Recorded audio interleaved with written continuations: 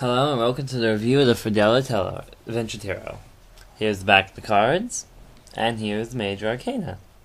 The Fradella, I believe that's how you pronounce it, Adventure Tarot, is a comic book based tarot drawn by none other than a comic book creator.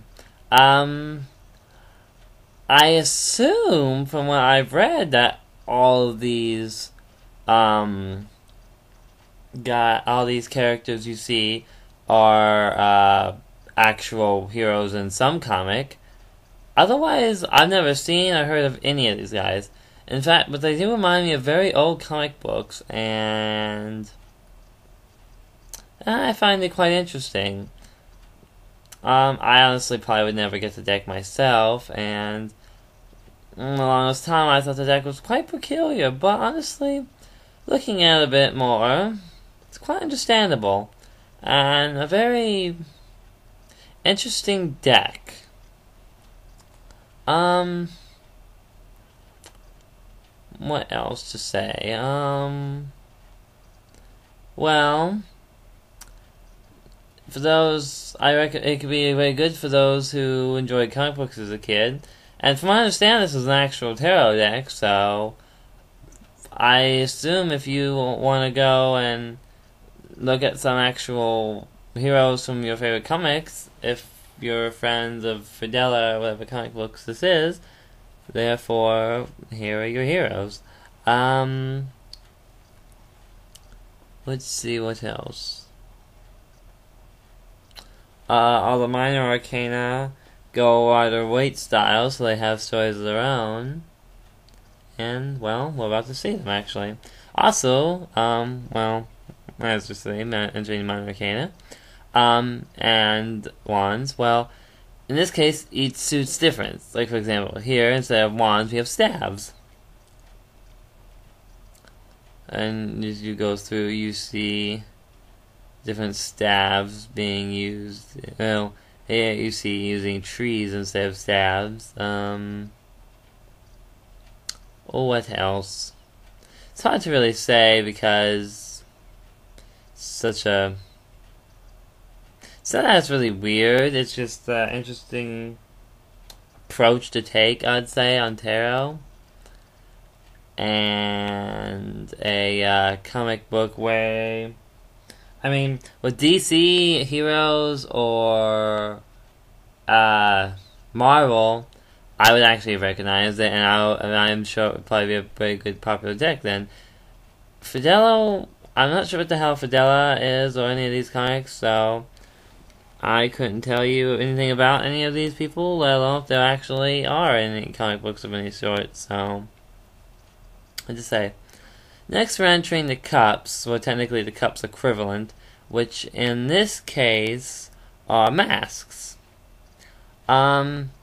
Stabs, I don't get, where they originally pulled that from, but when I changed one to stabs, I don't get that. I understand where masks kind of comes from, though, because,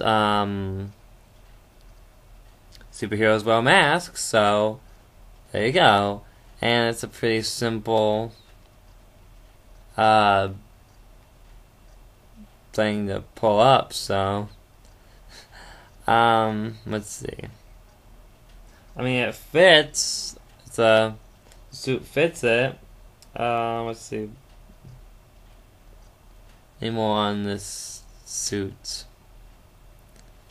Well, they use the suit in a weird way, but I have to admit, you're creative. And when you're creative, well, you don't gotta answer anyone. Next we are going to the swords. I do believe in this, what they'll call blades. Not too far off, actually, so it's really pretty much the same thing.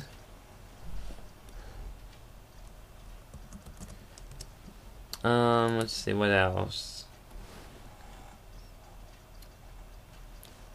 Well, not much more to say about the blades, honestly, but they do fit quite a bit with the theme, and where else was I?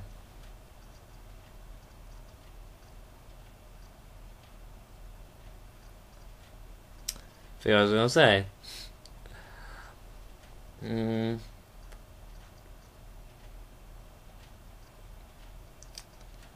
Let's see what else.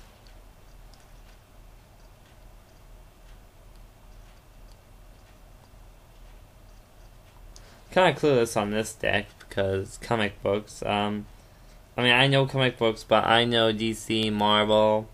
Never heard of Fradella. And here, Pentacles, but they go by discs in this.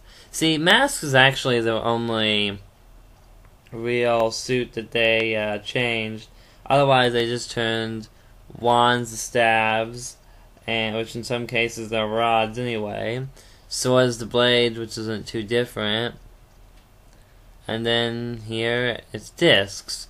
However, everything isn't an actual disc that they're showing. As you saw a second ago, it was trash can lids and extra discs. Here it's spots in DNA.